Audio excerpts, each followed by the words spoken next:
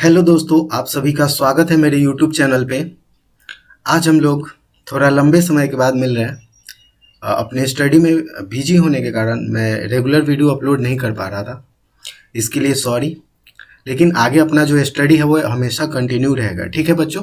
तो आइए शुरुआत करते हैं। तो ये जो वीडियो होगा इसमें हम लोग पढ़ेंगे बच्चों क्लास 7 साइंस का। क्या पढ़ेंगे? क्लास 7 साइंस का जो चैप्टर 4 है, जिसमें हमें पढ़ना है गति एवं समय। यानी कि इस वीडियो में हम लोग मुख्य रूप से किस चीज के बारे में सीखेंगे? तो गति के बारे में सीखेंगे और समय के बारे में सीखेंगे, ठीक है बच्चों। तो सबसे पहले हम लोग देखेंगे कि गति क्या होता है। तो बच्चों, जब हमने इस वीडियो को इस बुक को जब हमने पढ़ा, तो इसमें जब हम बुक पढ़ रहे थे तो इसमें हमें ऐसा कुछ खास नहीं लगा। जैसे टॉपिक तो ये दिया हुआ है गति और समय दिया हुआ है, लेकिन ये जो बीटीबीसी का जो बुक है, बिहार सरकार की जो बुक है क्लास 7 की, ये जो चैप्टर नंबर 4, इसमें कहीं पे भी इस टाइप का हमको नहीं दिखा कि कोई कॉन्सेप्ट टाइप का है। मतलब जैसे हमने जो पढ़ाया उससे कॉन्सेप्ट क्लियर हो रहा है। जैसे गति के बारे में बात करें तो गति के का जो कॉन्सेप्ट है वो बच्चे आसानी से समझ पाए, वो हमको इस बुक में देखने को नहीं मिला। आप बुक को यहाँ पे आप देख सकते हैं कि पूरे बुक को जब आप पढ़िएगा खुद से, तो कुछ ऐसा नहीं है जो समझाने लायक हो, जिसको पढ़ करके बच्चे जो है वो समझ जाएं।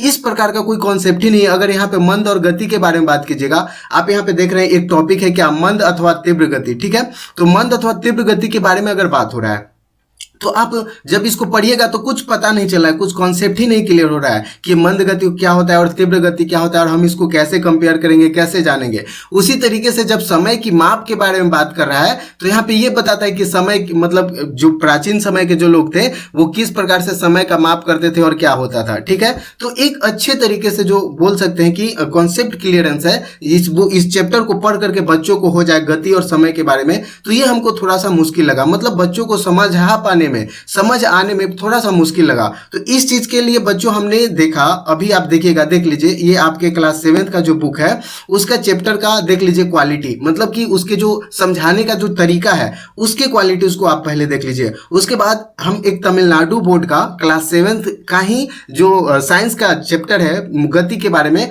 उस बुक को दिखाएंगे आपको, ठीक है ना। तो वो जो है ना वो थोड़ा इंग्लिश मीडियम में है, लेकिन हम आपको इस प्रकार से समझा देंगे एकदम हिंदी में कॉन्सेप्ट को क्लियर करवाते हुए कि आपको कोई भी दिक्कत नहीं होगा। उसका जो क्वालिटीज है बहुत ही जबरदस्त है। मतलब आपको उस तरीके से, मतलब इस चैप्टर के लिए बस बता रहे हैं कि आप उस बुक से पढ़ लीजिए, ठीक है। इस चैप्टर के लिए यानी मोशन को समझने के लिए, गति को समझने के लिए आप सिर्फ और सिर्फ एक चैप्टर जो है वो इंग्लिश मीडियम में है। वो आप यहाँ पे देख सकते हैं, हम आपको दिखा देते हैं। देखिए ये जो है ना ये इंग्लिश मीडियम है, तमिलनाडु बोर्ड का बुक है, ठीक है। यहाँ पे आप देख लीजिए।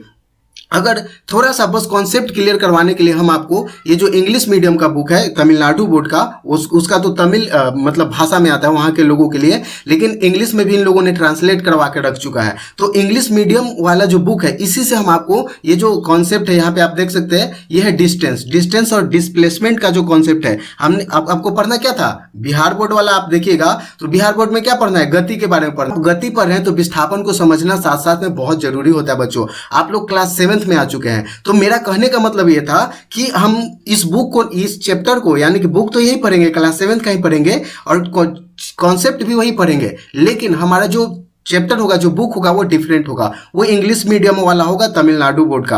और ये जो बच्चों है ना, ये हम बहुत ही अच्छे से, आप देखिएगा, बहुत ही अच्छे तरीके से जितना भी कॉन्सेप्ट है बहुत ही अच्छे से इंग्लिश में लिखा हुआ है। आपको कोई भी दिक्कत नहीं होने वाला है, चाहे आप हिंदी मीडियम से ही हैं, लेकिन आपको इंग्लिश में ये जो बुक लिखा हुआ है इसमें कोई भी दिक्कत, एक एक वर्ड को हम तोड़ करके आपको समझा देंगे, ठीक है। एकदम कॉन्सेप्ट क्लियर करते हुए चलेंगे। तो प्लीज वीडियो को कंप्लीट देखिएगा और देखिए कि कितना मतलब मजा आता है, ठीक है, इस चीज को पढ़ने में। और हम लोग आज जो है कॉन्सेप्ट सीखेंगे डिस्टेंस और डिस्प्लेसमेंट के बारे में, ठीक है। तो आइए शुरुआत करते हैं।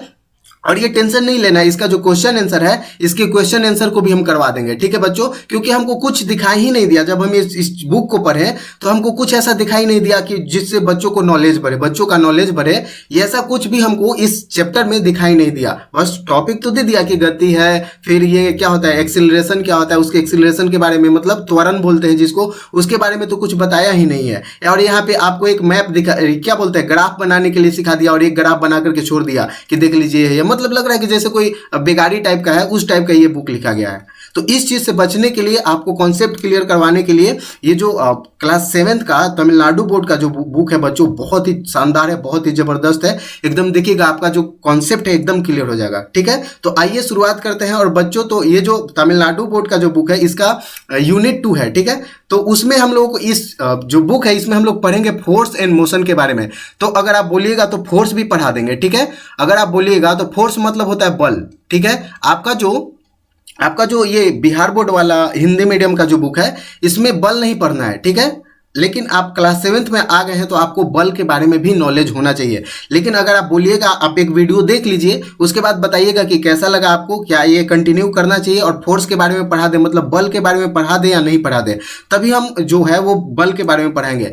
तब तक के लिए हम लोग मोशन के बारे में पढ़ते हैं। किसके बारे में पढ़ते हैं बच्चों? मोशन के बारे में पढ़ते हैं। और आप अपना जो अनुभव होगा इस वीडियो को देखने के बाद वो जरूर बताइएगा कि कैसा लगा और समझ में आ रहा है कि नहीं आ रहा है। ठीक है बच्चों, तो यहाँ पे इंग्लिश में लिखा हुआ है और हम हर एक वर्ड को हिंदी में करके बता देंगे आपको, उस चीज को आपको नोट करते जाना है। तो यहाँ पे लिखा हुआ है फोर्स एंड मोशन। इस चैप्टर का हेडलाइंस क्या है बच्चों? Force and motion. तो फोर्स का मतलब होता है बल। ठीक है, जिसके बारे में हम लोग पढ़ेंगे कि बल क्या होता है। ठीक है ना, बल किसे कहते हैं, ये सारी चीजें एकदम चीजों को कंप्लीट मतलब अच्छे तरीके से कॉन्सेप्ट क्लियर करते हुए चलेंगे। ठीक है, तो इसके लिए टेंशन नहीं लेना है। तो एक हो गया फोर्स और दूसरा हो गया मोशन। मोशन का मतलब होता है बच्चों गति। क्या होता है?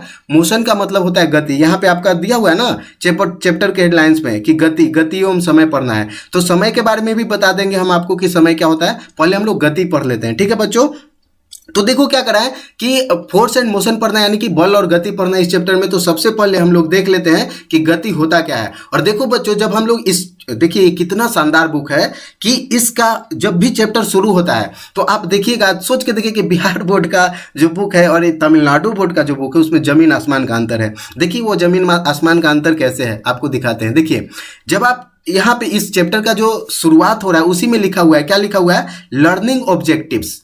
यहाँ पे देखिए क्या है, आपको बता देते हैं। देखिए कितना डिफरेंस होता है यहाँ पे। जब भी हर एक चैप्टर में आप देखिएगा तमिलनाडु बोर्ड का जो बुक है उसमें लिखा हुआ था लर्निंग ऑब्जेक्टिव। स्टार्टिंग में ही बता दिया जाता है लर्निंग ऑब्जेक्टिव। लर्निंग ऑब्जेक्टिव कहने का मतलब क्या हुआ बच्चों? लर्निंग ऑब्जेक्टिव कहने का मतलब हुआ, लर्न मतलब क्या होता है? सीखना। यानी कि आप जो लर्न करिएगा, जो सीखिएगा, उसका ऑब्जेक्टिव क्या है? ऑब्जेक्टिव मतलब होता है उद्देश्य। ऑब्जेक्टिव का मतलब क्या होता है बच्चों? ऑब्जेक्टिव का मतलब है उद्देश्य। यानी कि आप जब इस चैप्टर को पढ़िएगा तो आप क्या सीखिएगा इससे? इस चैप्टर को पढ़ने के बाद आप किन किन चीजों के बारे में सीख लीजिएगा इस चैप्टर को पढ़ने के बाद। तो देखिए बच्चों क्या करें कि आफ्टर स्टडिंग दिस यूनिट, यानी कि जब आप इस चैप्टर को, इस यूनिट को जब पढ़ लीजिएगा, आफ्टर मतलब क्या होता है? पढ़ने के बाद। यानी कि इस चैप्टर को, इस यूनिट को पढ़ने के बाद students will be able to, जो स्टूडेंट है, जो परीक्षार्थी, जो बच्चे हैं, जो क्या बोलते हैं, जो छात्र हैं, वो क्या लर्न करने में एबल हो जाएंगे। एबल मतलब योग्य हो जाएंगे, यानी कि वो कौन कौन सी चीजों को सीख लेंगे।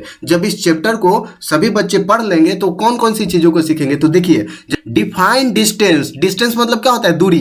डिस्टेंस का मतलब क्या होता है बच्चों? डिस्टेंस का मतलब होता है दूरी। ठीक है, डिस्टेंस मतलब क्या होता है? दूरी। और डिस्प्लेसमेंट को हिंदी में क्या बोलते हैं? तो डिस्प्लेसमेंट को बोलते हैं बच्चों विस्थापन। ये आप अपने कॉपी और पेन लेकर के बैठ जाइए और जितने भी वर्ड मीनिंग है वो आपको नोट करते चलना है। और आप देखिए, मजा लीजिए एक बार कम से कम। इंग्लिश मीडियम वाले बच्चे कैसे पढ़ते हैं, उनकी क्वालिटीज किस प्रकार के होते हैं, उनके बुक्स जो हैं वो किस प्रकार के होते हैं, जरा उसका भी एक बार मजा ले लीजिए। और आप देखिए कि मतलब उन लोगों का बुक का क्वालिटी कैसा होता है। और ये मतलब क्या बोलते हैं, बोर्ड के ऊपर डिपेंड करता है। जैसे ऐसे ही नहीं, केरल और तमिलनाडु जो राज्य है वो एजुकेशन के मामले में इतना आगे है। देखिए आप जब आप पढ़िएगा इस बुक को तो आपको पता चलेगा कितना अच्छा क्वालिटीज है इस बुक का। ठीक है, इस ऐसे ही तारीफ नहीं कर रहे हैं, बहुत ही जबरदस्त है, हमने इसको पढ़ा है। ठीक है, और कंपेयर किया है बिहार वाले बुक से। तो आपको कॉन्सेप्ट क्लियर करवाने के लिए इस बुक को पढ़ाया जा रहा है और इंग्लिश मीडियम है, आपको कोई भी दिक्कत नहीं होगा। ठीक है, एक एक वर्ड का हम आपको तोड़ करके समझाते चले जाएंगे और कॉन्सेप्ट क्लियर हो जाएगा। ठीक है, अब देखो जब हम इस यूनिट को पढ़ेंगे तो क्या सीखेंगे, मतलब दूरी क्या होता है ये आप बता पाइएगा कि दूरी किसे कहते हैं। जब हम आपसे पूछेंगे, जब यूनिट कंप्लीट हो जाएगा, जब आपसे हम पूछेंगे कि बच्चों ये बताओ दूरी क्या होता है, तो आप तुरंत बता दीजिएगा कि दूरी क्या होता है। उसके बाद पूछेंगे विस्थापन, डिस्प्लेसमेंट में क्या होता है, विस्थापन जिसको हिंदी में बोलते हैं, ये क्या होता है, तो आप ये भी आसानी से बता दीजिएगा। उसके बाद डिफ्रेंशिएट डिस्टेंस एंड डिस्प्लेसमेंट, उसके बाद आप क्या हो जाइएगा एबल बताने में, डिफ्रेंशिएट करने में। डिफ्रेंशिएट मतलब अंतर बताना, डिफ्रेंशिएट मतलब क्या होता है, अंतर बताना। डिफ्रेंशिएट मतलब मतलब क्या होता है बच्चों, अंतर बताना, यानी कि अंतर बता पाइएगा। किस चीज में अंतर बता पाइएगा, डिस्टेंस और डिस्प्लेसमेंट में, यानी कि डिस्टेंस और डिस्प्लेसमेंट में क्या अंतर होता है, दूरी और विस्थापन में क्या अंतर होता है, उसके बारे में आप बता पाइएगा जब इस चैप्टर को पढ़ लीजिएगा। उसके बाद है कि डिफाइन स्पीड, आप स्पीड को बता पाइएगा कि स्पीड मतलब क्या होता है, चाल। स्पीड को हिंदी में क्या बोलते हैं बच्चों, आप ये बता पाइएगा कि चाल किसे कहते हैं। उसके बाद है वेलोसिटी, वेलोसिटी मतलब होता है वेग, वेलोसिटी को क्या बोलते हैं, वेग। एंड एक्सिलरेशन, एक्सिलरेशन मतलब त्वरण, ये भी देखेंगे कि त्वरण किसे कहते हैं, वेग किसे कहते हैं, चाल किसे कहते हैं, ठीक है, विस्थापन किसे कहते हैं, दूरी किसे कहते हैं, और इन सबों में आप अंतर बता पाइएगा। और साथ ही साथ जो नेक्स्ट पॉइंट सीखेगा, डिफरेंशिएट स्पीड एंड वेलोसिटी, यानी कि स्पीड और वेलोसिटी में, यानी कि जो चाल है और वेग है, इन दोनों में अंतर क्या होता है, क्या ये दोनों एक ही चीज है या फिर इन दोनों में अंतर है, इसके बारे में आप बता पाइएगा जब इस यूनिट को पढ़ लीजिएगा। उसके बाद क्या सीखिएगा बच्चों जब इस चैप्टर को पढ़िएगा, तो ड्रॉ एंड एक्सप्लेन डिस्टेंस, यानी कि आप डिस्टेंस को, यानी कि जो दूरी है उसको ड्रॉ कर पाइएगा। और कहाँ पे, मैप, ये ग्राफ पे ड्रॉ करना सीखेंगे कि जो दूरी है और जो चाल है, टाइम है और वेलोसिटी है, इनके टाइम ग्राफ को हम लोग बनाएंगे और देखेंगे कि किस प्रकार से जो है वो समय और जो क्या बोलते हैं, दूरी का ग्राफ बनाने के लिए सीखेंगे कि समय और दूरी का ग्राफ कैसे बनाया जाता है, और इसके बारे में बहुत ही अच्छे से डिटेल से सीखने वाले हैं। देखिए बच्चों, यहाँ पे ये बुक है और यहाँ पे आप देख सकते हैं बहुत सारे अच्छे अच्छे कॉन्सेप्ट है, बहुत ही अच्छे तरीके से इसको एक्सप्लेन किया गया है, ठीक है।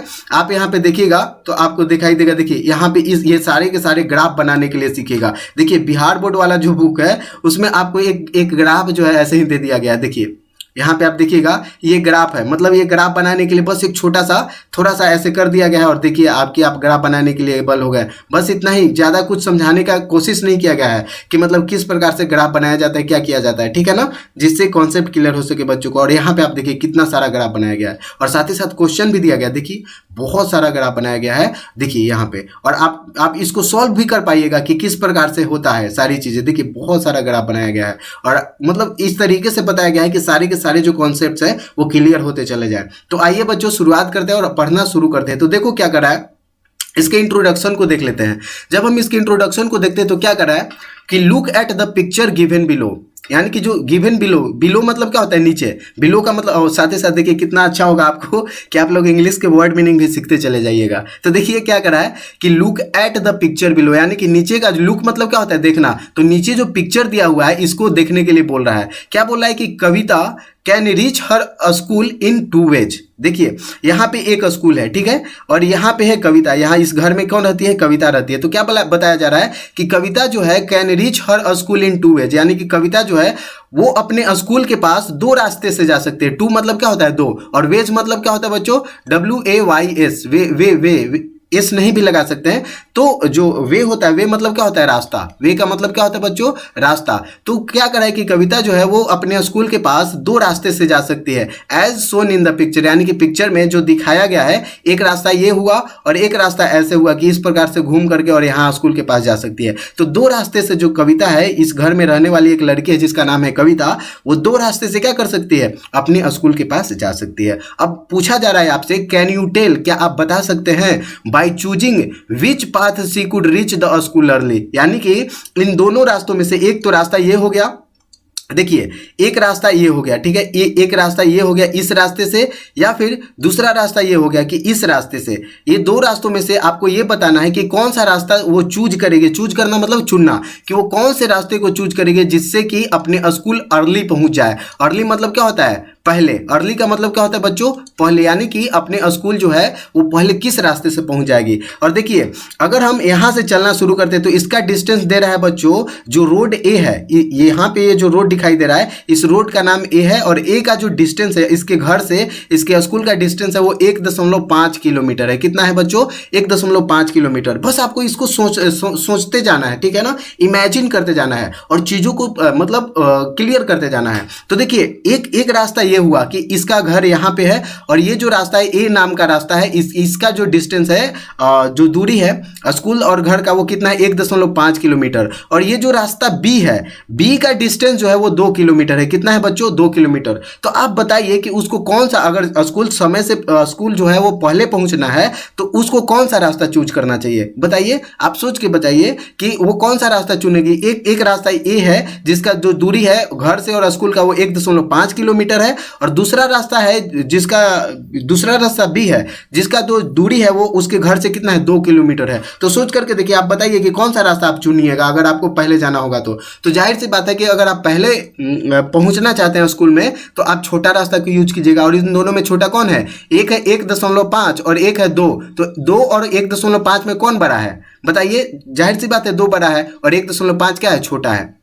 0.5 किलोमीटर कम है। तो आप अगर जो दूरी कम है तो उस रास्ते से अगर हम जाते हैं, जिस रास्ते का दूरी कम है वहां से हम जल्दी पहुंच जाएंगे किसी दूसरी जगह पे, है कि नहीं? तो ये कॉन्सेप्ट क्लियर हो गया। अब एक और चीज सीखिए, ये क्लियर हो गया ना कॉन्सेप्ट? सोच के देखिए, आपको ये शॉर्ट डिस्टेंस और लॉन्ग डिस्टेंस में डिफरेंस आपको समझाने के लिए कितना अच्छा सा एग्जांपल यूज किया गया है। ठीक है, अब आगे देखिए, आगे कह रहा है कि इन द पिक्चर गिवन बिलो। फिर एक क्या बोल रहा है कि नीचे जो पिक्चर दिया गया है इसमें you can see leaf falling from a tree. देखिए ये क्या है? ट्री मतलब क्या होता है बच्चों? ट्री का मतलब क्या होता है? पेड़। ट्री का मतलब क्या होता है? पेड़। और लीफ का मतलब क्या होता है? LEAF। ठीक है, लीफ का मतलब क्या होता है? पत्ती। लीफ का मतलब क्या होता है बच्चों? पत्ती। तो आप देखिएगा कि in the given below you can see leaf falling from a tree. एक ट्री से क्या हो रहा है? एक पेड़ से पत्तियां गिर रही हैं। In which path the leaf will reach the ground first. यानी कि कौन से रास्ते में, कौन से तरीके से जो पत्तियां हैं वो सबसे पहले जो ग्राउंड है, ग्राउंड मतलब क्या होता है? जमीन। ग्राउंड मतलब क्या होता है? भूमि। ग्राउंड मतलब क्या होता है बच्चों? भूमि। ग्राउंड का मतलब क्या होता है? भूमि। भूमि, GROUND। ग्राउंड मतलब क्या होता है? भूमि। तो जब पेड़ से पत्तियां गिर रही हैं दो तरीके से, एक पाथ, पाथ मतलब क्या होता है? रास्ता। आप लिख लीजिए PATH। पाथ मतलब क्या होता है बच्चों? रास्ता। ठीक है ना, आपका एकदम कॉन्सेप्ट क्लियर हो जाएगा। देखिए अब यहाँ पे बोल रहा है कि एक रास्ता ए है और एक रास्ता जो है, एक पाथ जो है वो बी है। अब दो तरीके से जो पत्तियां हैं वो गिरती हैं। पहली पत्ती है जिसमें जो है वो path of the leaf when there is no wind. यानी कि अगर आप पहला हम जो रास्ता दिख रहे हैं यहाँ पे पाथ ए में, हम लोग क्या देख रहे हैं कि पाथ ए में देख रहे हैं कि जिस पत्तियां तो गिर रही हैं जब क्या है? कोई विंड नहीं है। विंड मतलब क्या होता है? हवा। यानी कि यहां पे हम देख रहे हैं क्या कि एक पेड़ से पत्ती गिर रही है उस समय जब हवा नहीं है। तो एक रास्ता ये हो गया, आपको इमेजिन करके बताना है। दूसरा रास्ता ये हो गया कि path of the leaf when there is a wind. यानी कि पत्ती गिरने का ये रास्ता हो गया। ठीक है, और एक रास्ता है कि पत्ती जो है वो डायरेक्ट सीधा ऐसे नीचे गिर रही है। तो ये पूछ रहा है आपसे कि आप ये बताइए कि पत्तियां सबसे पहले जमीन को किस रास्ते से टच करेगी? क्या जब हवा नहीं होगा तब, या फिर जब हवा होगा तब? कौन से रास्ते में सबसे पहले पत्तियों को टच करेगी? जमीन, पत्तियां जो है वो जमीन को टच करेगी। तो आप जाहिर से बता रहे हैं, यहाँ पे आप देखने में ही लग रहा है कि जब हवा नहीं है तो पत्तियों को शॉर्ट डिस्टेंस यानी कि छोटा जो रास्ता है वो लग रहा है, यानी कि ज्यादा लंबा रास्ता नहीं हो रहा है। लेकिन वही जब हवाएं चल रही हैं तो इसका जो रास्ता है जमीन को छूने का, वो क्या हो जा रहा है? थोड़ा सा लंबा हो जा रहा है। तो जो छोटा रास्ता होगा वो सबसे पहले पहुंचेगा जमीन के नीचे। ठीक है ना, ये जो पत्तियां हैं वो जमीन पर कैसे पहुंचेगी? छोटे रास्ते से, बिना हवा वाला जो मतलब स्थिति है, उस स्थिति में जो पत्तियां हैं वो कहाँ पहुंचेगी? जमीन पे। ठीक है, ये क्लियर हो गया। अब आगे देखिए, एक और चीज आपको समझाने का प्रयास किया जा रहा है। क्या है? Uma and Priya are friends. Uma और प्रिया क्या है? फ्रेंड्स हैं। दो लड़कियों का नाम है, एक उमा और एक प्रिया है। ये दोनों क्या है? फ्रेंड्स। फ्रेंड्स मतलब क्या होता है? दोस्त। Studying in the same school. और ये लोग क्या करते हैं? स्टडिंग मतलब पढ़ते हैं। किस में पढ़ते हैं? सेम स्कूल में। यानी कि दोनों जो है, उमा और प्रिया जो है वो एक ही स्कूल के स्टूडेंट है। ठीक है, आफ्टर स्कूल आवर्स, यानी कि जब स्कूल खत्म हो जाता है तब। School hours, after school hours करने का मतलब क्या होगा कि जब स्कूल का समय खत्म हो जाता है तब they go to the near by playground. ये दोनों कहाँ जाते हैं? नियर बाई प्लेग्राउंड में जाते हैं। कहाँ पे जाते हैं बच्चों? नियर बाई प्लेग्राउंड में। Play games and return back home. और ये लोग क्या करते हैं कि गेम को प्ले करते हैं। यहाँ पे आप देख सकते हैं कि ये क्या है? ये प्लेग्राउंड है। ठीक है, और ये इनका क्या है? हाउस है। ठीक है, ये इनका क्या है? स्कूल है। ठीक है, अब देखो यहाँ पे क्या करेगी, ये दोनों स्कूल से जब इनकी छुट्टी हो जाती है तो ये लोग कहाँ पे जाते हैं? प्लेग्राउंड में जाते हैं। कहाँ पे जाते हैं? प्लेग्राउंड। प्लेग्राउंड मतलब क्या बोलते हैं? खेल का मैदान। प्लेग्राउंड को क्या बोलते हैं बच्चों? खेल का मैदान। लिखते जाइएगा, देखिए कितना अच्छे से मतलब कॉन्सेप्ट है वो क्लियर होता है। तो ये दोनों, एक उमा और कौन है, उमा और जो है क्या नाम है इसका बच्ची का, उमा एंड प्रिया। देखिए यहाँ पे उमा एंड प्रिया जो है वो क्या करते हैं, जब स्कूल इन लोगों का खत्म हो जाता है, यहाँ पे आप देख सकते हैं ये क्या इसका स्कूल है, तो ये दोनों लोग इस स्कूल में पढ़ाई करते हैं, उमा और प्रिया। और दोनों का जब क्या होता है, स्कूल खत्म हो जाता है, तो ये दोनों लोग कहाँ पे जाते हैं, प्लेग्राउंड। प्लेग्राउंड मतलब खेलने का जो मैदान है, यहाँ पे आप देख सकते हैं। तो यहाँ पे दोनों लोग खेलने के लिए जाते हैं, ठीक है, और फिर वापस आ जाते हैं। अब देखो क्या हुआ कि वन डे मतलब एक दिन, उमा टोल्ड दैट, उमा जो है एक दिन Uma told that she would reach the playground after visiting her grandmother's house. देखो अब दोनों लोग कहाँ पे जाती थी खेलने के लिए, प्लेग्राउंड में जाती थी, खेल के मैदान में। लेकिन एक दिन उमा बोली, उमा क्या बोली कि देखो प्रिया, मैं क्या करूँगी कि मुझे ना ग्रैंड मदर्स के, यानी कि मेरी जो दादी जी हैं उनके घर पे जाना होगा, और एक काम करना, तुम स्कूल से ना तुम डायरेक्ट प्लेग्राउंड में चले जाना, और हम जो है वो कहाँ पे, तो ग्रैंड मदर के हाउस से होते हुए, ग्रैंड मदर के हाउस से एक अलग रास्ता है, हम उस रास्ते को चूज करेंगे। यानी कि आप देखिए ये पाथ जो है वो पाथ भी है, ठीक है, ये पाथ भी है, और यहाँ से ये लोग क्या करते हैं, हाउस पे जाती है। अब देखो क्या करा है यहाँ पे, इस चीज को समझते हैं।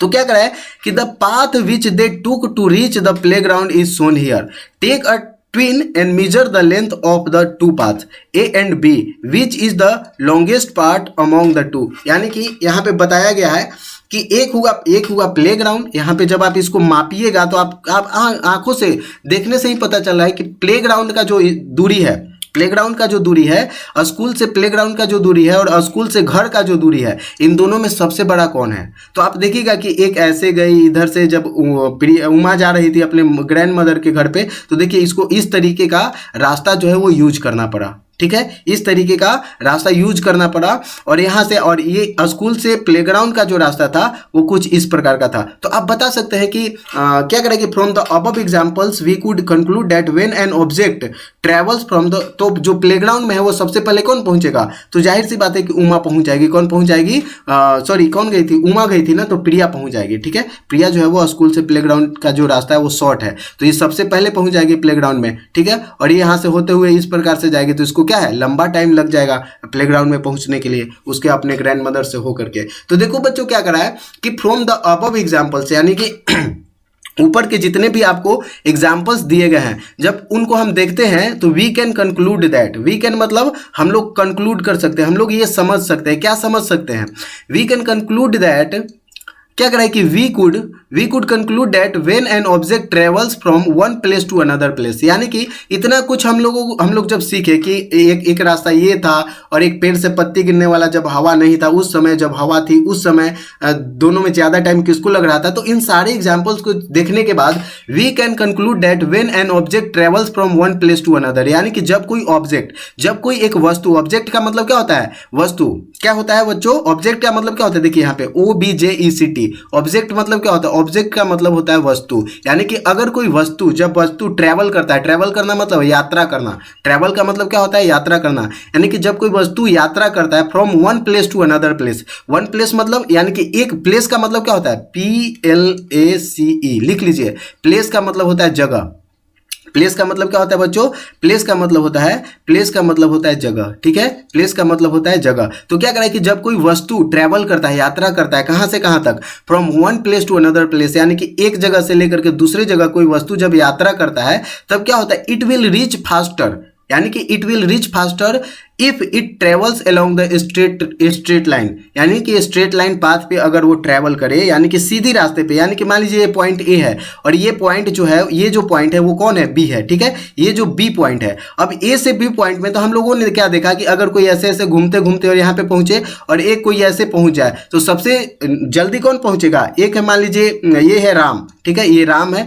और ये है मोहन, ठीक है। अब राम इधर से गया, बोला कि हम भाई, हमको ये वाला रास्ता बहुत अच्छा लगता है, यहाँ पे ठंडी ठंडी हवा चलती है, हमको बहुत अच्छा लगता है, तो हम इस रास्ते से जाएंगे। तो मोहन बोला कि ठीक है तुम जाओ उस रास्ते से, हम इस रास्ते से जाएंगे जो सीधी है। तो सबसे पहले कौन पहुंचेगा, मोहन पहुंचेगा, क्योंकि राम को सोच करके देखिए इतना घूमना पड़ रहा है। तो हम ये चीज को पढ़ने से हमें क्या पता चला कि जो कोई भी वस्तु अगर कहीं पे पहुंचना चाहती है, तो वो अगर स्ट्रेट लाइन वाला रास्ता लेती है तो क्या पहुंच जाएगी, फास्टर पहुंच जाएगी, मतलब तेजी से पहुंच जाएगी। इतना क्लियर हुआ। अब देखो, द स्ट्रेट लाइन क्या करा है कि the straight line path is the shortest distance between the 2 point. तो अगर आपसे कोई पूछे कि सीधी रास्ता क्या है, सीधी रास्ता या फिर सरल रेखा वाला रास्ता बोलते हैं, तो सीधी रास्ता इंग्लिश में बोलेंगे कि हिंदी में क्या बोलेंगे इसको, सीधी रास्ता। तो क्या करें कि जो स्ट्रेट लाइन पाथ है यानी कि जो सीधी रास्ता वाला जो सीधी रेखा वाला जो रास्ता है, स्ट्रेट लाइन मतलब क्या है, सीधी रेखा वाला रास्ता है, उसे क्या कहते हैं, shortest distance between the 2 point, यानी कि किसी भी 2 पॉइंट्स के बीच का जो सबसे छोटा रास्ता होता है उसी को क्या बोलते हैं, स्ट्रेट लाइन पाथ बोलते हैं, सीधी रेखा वाला रास्ता बोलते हैं। क्या बोलते हैं बच्चों, सीधी रेखा वाला रास्ता बोलते हैं। अब देखो क्या करें कि इन दिस लेसन, इस लेसन में we are going to study, इस लेसन में हम लोग क्या सीखने जा रहे हैं, we are going to study मतलब वी आर गोइंग टू मतलब हम लोग जा रहे हैं, क्या जा रहे हैं, we are going to study, हम लोग क्या सीखने जा रहे हैं, अबाउट डिस्टेंस एंड डिस्प्लेसमेंट। हम लोग क्या सीखेंगे इस चैप्टर में, जब हम लोग इस यूनिट को पढ़ेंगे तो इस यूनिट में हम क्या सीखने जा रहे हैं, हम लोगों को क्या सीखने को मिलेगा,